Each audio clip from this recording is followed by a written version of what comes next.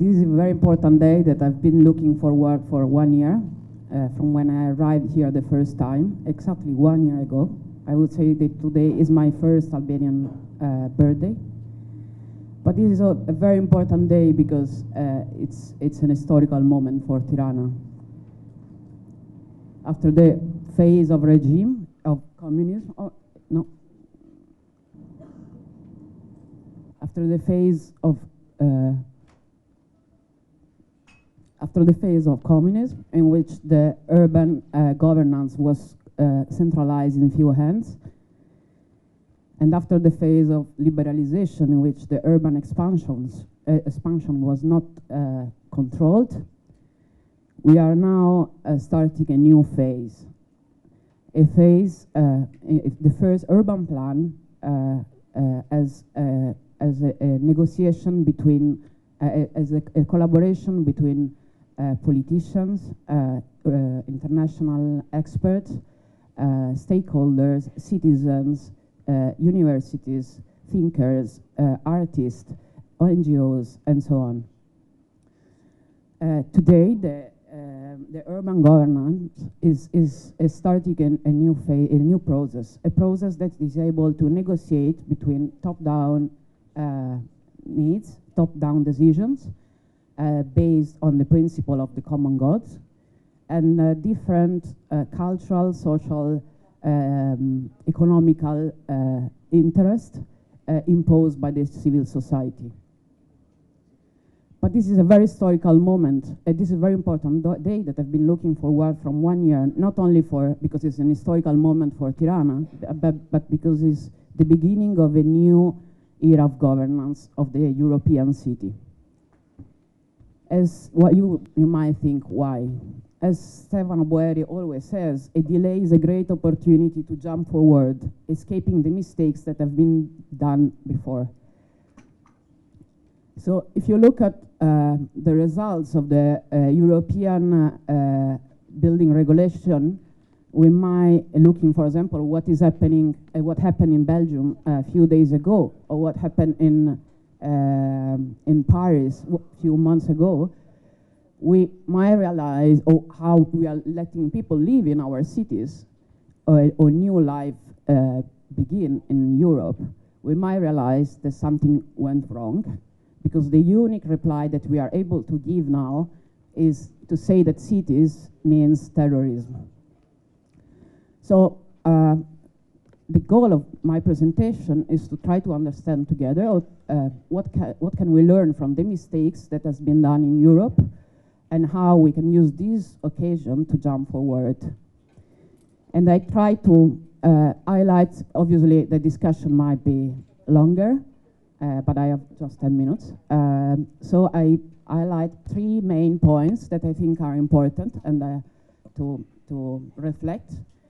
But not only, I bring you not only problems, but I try to bring you some examples of different experience in the world that can be interesting, I think, and inspiring.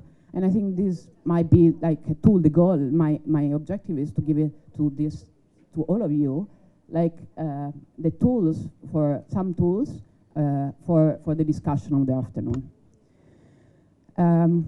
Looking at how we use the urban tools, these tools that we use for urban governance, I think there are 3 main mistakes. One is 3 main changes. I might not say mistakes, but something that is changing now related to the changes on economical and global cities. One is related to the relationship in between demand and offer, the position of the public administration in between demand and offer. The second is related to time, and the third one is the idea of a new narration in the city governance. What has changed in the relationship between demand and offer? In the European city, after the Second World War till the global crisis, the city has been built through the building permits. and the public administration was had enough money to solve all the problems of the city. This means that the public administration was from the side of the offer, of the offer. So there was a demand from the civil society of problems or requests of changes, and the public administration was able to give solutions. This was paid by basically by building permits and from the expansions of the cities. And but now, after the global crisis, we don't have any more this money. We are not building anymore. So the majority of the money are coming, are going back from the national or European level. All the public administration are basically financed by European funds or structural funds or national funds. And we cannot anymore satisfy all the question that, and we cannot pay anymore for solve all the question coming from the civil society. But what is more important, I would say, because this is something that is solvable, just is a question of where to find money. But I think what is also happening related to it is a change, a kind of rarefaction of demand. So now the public administration passed from the offer to the demand. So the unique solution that the public administration has now is to organize the demand and the request of the solution of problems in the city society, in the civil society, and find the resources in the city itself, in the local communities or entrepreneurs or local interest. But what is happening is that it's not so easy to organize the demand because we don't have big requests. In Mantua, where I'm working, as Stefano was saying, as councillor, we have a lot of empty buildings in the city center. We are the owners, but we don't know what to, we have money, but we don't know what to put there.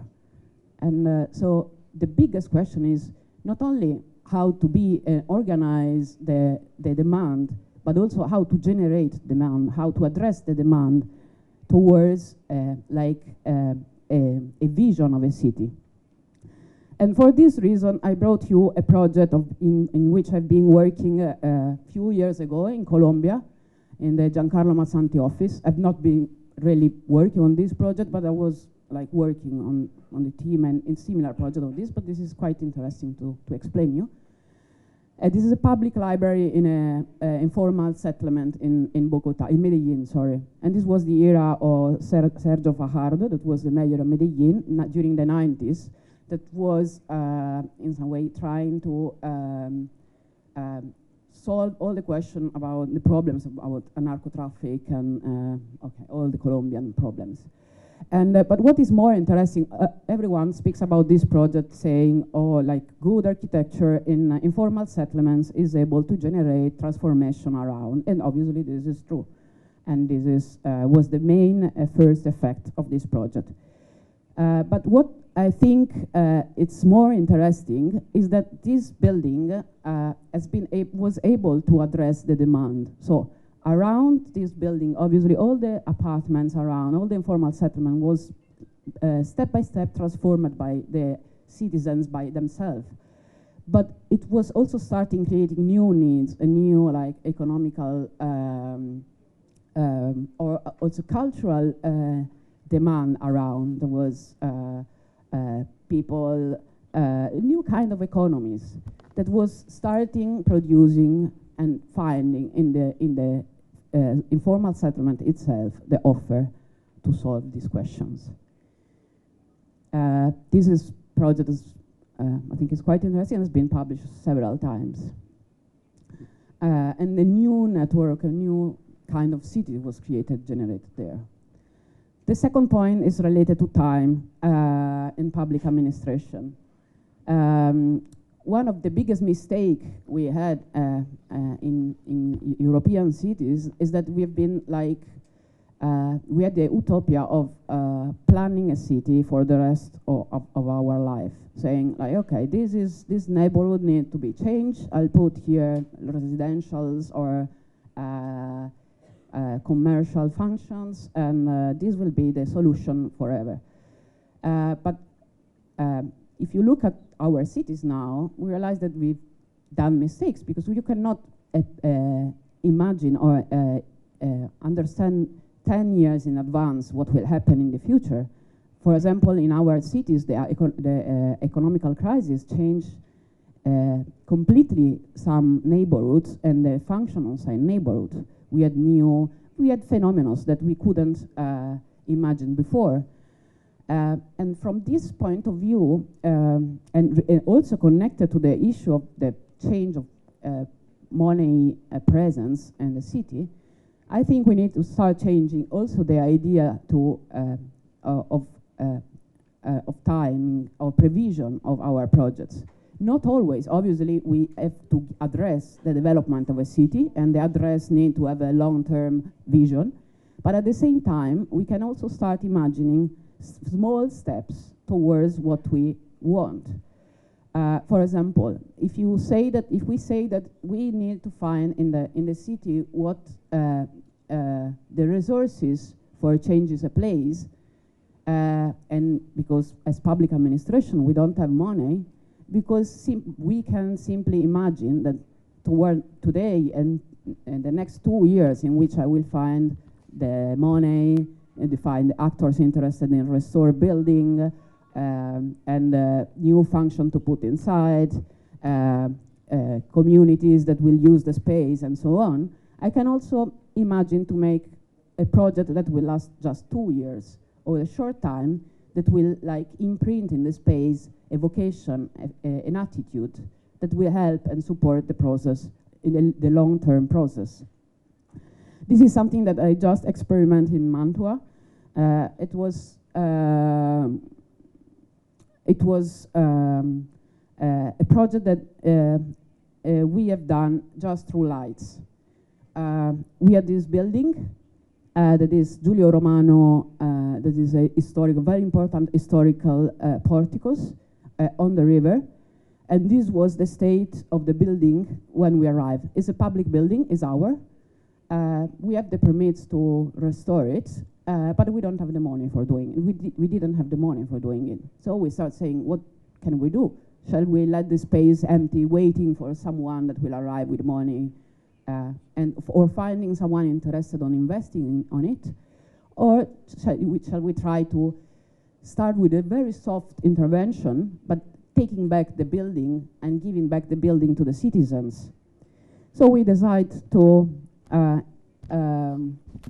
involve Guzzini, that is a company of lights, and we just asked to put lights there. It was a very economical operation, and we gave back, and we put a boat on the river, because as the space was completely black, the citizen were like erasing from their eyes this part of the city completely. They were forgetting their relationship with water in the city. So just putting lights on the water and a boat, people started back, like a really new way of using this entire part of the city. And also, obviously, we use light for the gardens nearby, because it was also a topic of security, because obviously when a place is dark and not used, is dangerous, it can start becoming dangerous. And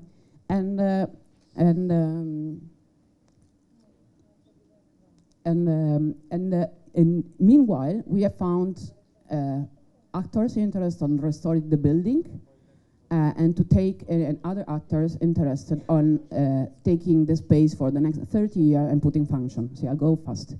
And we open back it. Finally, obviously, and this is related to the idea also of the boat on how to narrate the city to a new way that politics need to start thinking for governing the city. And it's a project that we also are developing in occasion of the Mantua Capital of Culture. That is a project with Google Cultural Institute. That is a project of digitalization of the Mantua heritage. That is not only a way of, is first of all a way of preserving our heritage, but also it's a way of doing like a kind of urban marketing, like a new brand, and spread the city around the world. I think it's something, I'm not going in details, you can go inside, but what is interesting is that how technology is now changing the way in which we govern our city. This is something that they can, digitalize also building, so we can really start a new era of narration of our cities, not only about social media, but it's also how we use our buildings to tell us new stories about the city. I'll conclude just to say that I think this is an important moment for us, but this is the responsibility of all the people involved to give a contribution. It's not a top-down master plan, it's a process that we are building together. And I hope this afternoon will be an important moment for everyone. Thank you.